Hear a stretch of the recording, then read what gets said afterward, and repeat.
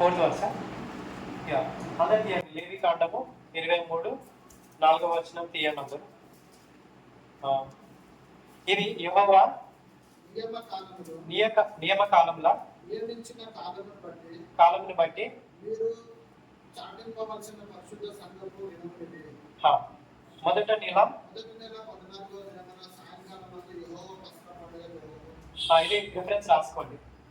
4, 5 ఇక్కడ రాసుకోండి. లేవి కాండము 23 4 and 5 పస్కా పండుగ ఏం చేస్తారు రిఫరెన్స్ రాసుకోండి. 23 4 5 యా నెక్స్ట్ పస్కా పండుగకి సూచన ఏంటంట యేసుక్రీస్తు వారి యొక్క శిలువ మరణానికి సూచన. రెండోది పొయ్యని రొట్టెల పండుగ. ఈ వర్ష ఎక్కడ ఉందో చూద్దాం. ఇది నెల 10వ దినమున యెహోవాకు పొంగిన రొట్టెల పండుగ. 6వ వచనమే ఇక్కడ రాసుకోండి. 23:6 23 6వ వచనం. చదవండి 6వ వచనం. ఆ నెల 15వ దినమున యెహోవాకు పొంగని రొట్టెల పండుగ జరుగును. 7 దినములు మీరు పొంగని వాటిని తినవలెను. అంటే 7 దినాల వరకు ఏం తినాలంట? వాళ్ళ రొట్టెలు మాత్రమే తినాలంట. అవి కూడా ఏంటంట ఆయిల్ లేకుండా వాటినే తినాలంట. మళ్ళీ చదవండి ఒకసారి, రిపీట్ వచ్చి. ఆ నెల 15వ దినమున అంటే ఆ నెల 10వ రోజు అనమాట. ఓకే 10వ దినమున 15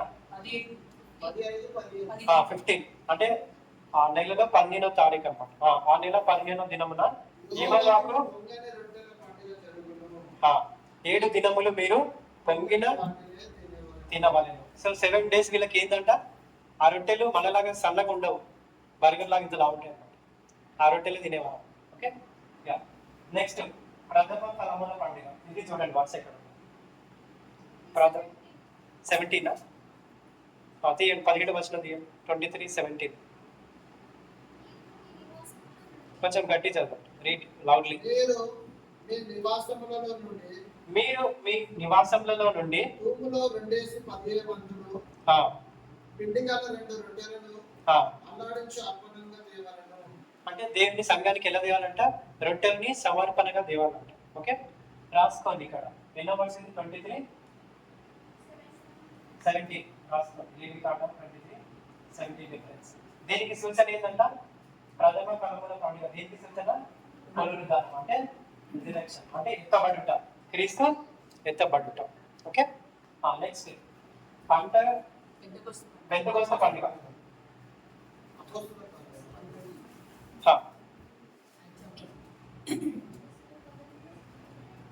అపోస్తల కార్యం 1:8, అపోస్తల కార్యం 2:8 అనుకుంటా. 2:4 or 2:8 రాసుకోండి. ఆ కాలమందు ఇంచుమించు 300 మంది సహోదరులు కూడినగా పేతురు వారి మధ్య నిలిచి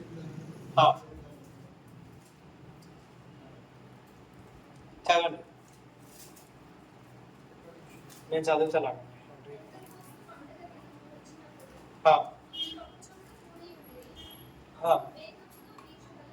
ఎన్నో వర్స్ అది? ఓకే యాక్ట్స్ చాప్టర్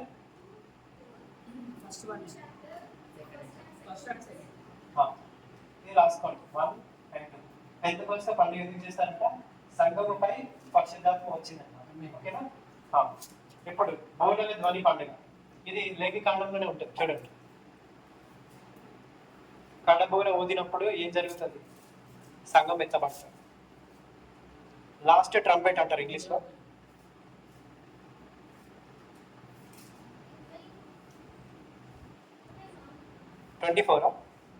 చదవండి ఒకసారి. నీవు ఇజ్రాయేలులతో ఇట్లా అనుము, 7వ నెలలో మొదటి దినమున నీకు విశ్రాంతి దినము, అందులో జ్ఞాపకార్థ శృంగార ధ్వని వినినప్పుడు మీరు పరిశుద్ధ సంఘముగా కూడవలెను. సో సంఘము ఎత్తబడుతుంది అన్నమాట. ఓకే ఎప్పుడైతే సంఘము 1 బాడీ 1 స్పిరిట్ 1 ఫ్లెష్, ఏక మనసు ఏక ఆత్మ ఏక శరీరం. ఎప్పుడైతే సంఘము అందరు ఏకమవుతారో అప్పుడు ఏమవుతుందంట? సంఘము ఏమైతుంది? ఎత్తబడుతుంది. Okay, one in the body, one in the flesh, one in the spirit. ఏక మనసు, ఏకాత్మ, ఏక శరీరం. ఓకే, ఇంకోటి ప్రాయశ్చిత దినం. దానికి సూచన ఏంటంటే రెండో రాకడ. ఓకే, ప్రాయశ్చిత దినం అంటే ఏంటి చెప్పండి? చదవండి ఒకసారి. మరి 7వ నెల 10వ దినము పాపము నిమిత్తమై ఇది అండర్లైన్ చేసుకోండి. 23:27 ఏదన్నది? ప్రాయశ్చిత దినము. సో ప్రాయశ్చిత దినం దేనికి సూచన అంట? క్రీస్తు రెండో రాకడికి. అంటే ఇజ్రాయెల్లో దేవుడు మళ్ళా వస్తాడు. ఎక్కడ వస్తాడు తెలుసా? యేసుక్రీస్తు వల్ల ఎక్కడ వస్తాడు చెప్పండి? రెండో రాకడ మీద ఎప్పుడు వస్తాడు? ఎక్కడ వస్తాడు? Where he will come. యేసుక్రీస్తు ఎక్కడ వస్తాడు రెండో రాకడలో?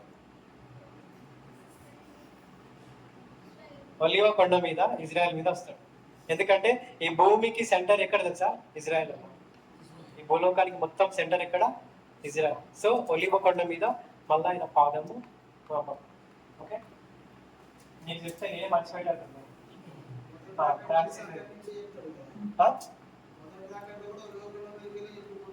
అదే అంటున్నాను. ఇక్కడ నుంచి అయితే నేను రిజెక్ట్ అయ్యిండో మళ్ళా అక్కడనే వస్తాడు అనమాట. ఎక్కడైతే యేసుక్రీస్తు పునరుద్ధానం అయ్యిండో మరలా అక్కడికే వస్తాడు. నెక్స్ట్ పర్ణశాల పండుగ. ఇది ఎక్కడ దివాసం? 23:35 చదవండి సరే. యెహోవాకు 33 నుంచి 35 రాసుకోండి.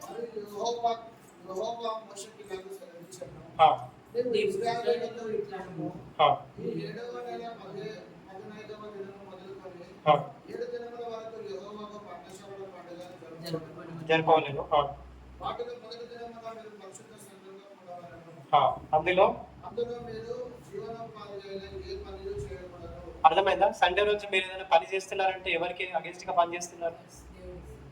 సో సండే రోజు ₹1,00,000 ఇస్తానో పోకండి. ఓకే, అర్థమైందా? Don't go Sunday any pair. It is a God's commandment.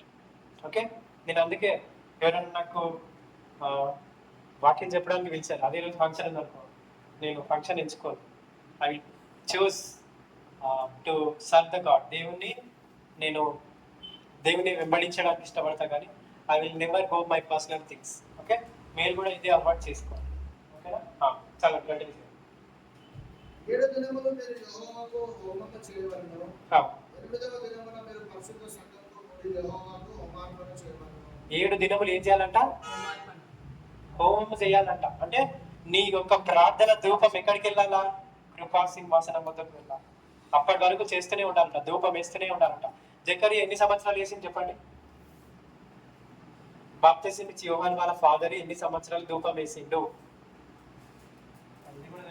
70 years. 70 సంవత్సరాలు సంఘంలో ధూపం వేసింది. 70 years తర్వాత తండ్రి అయినాడు. ఎలిజబెత్కి ఎన్ని ఉంటాయి? 60+ ఉంటాయి. అంటే మేరీ ఎలిజబెత్ ఇద్దరు ఒకసారి గర్భం దాలుస్తారనమాట. అంటే ఇద్దరు ఒకసారి కంటారు. ఓకే, జకరియా ఎన్ని సంవత్సరాలు వేస్తారు? 70 సంవత్సరాలు. ఓకే, కంటిన్యూ చేయండి.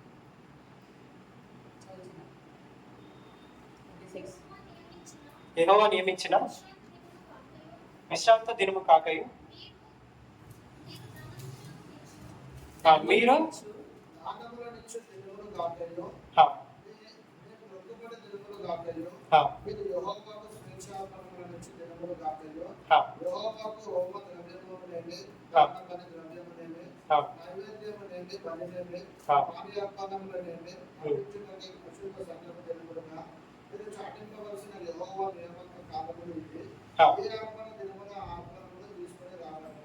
అంటే ఏ రోజుది ఆ రోజే తీసుకొని రావాలంట. సో బాబీ ఎక్స్ప్లెయిన్ చేస్తారు. రాసుకున్నారు కదా, అందరూ రబ్ చేస్తారు.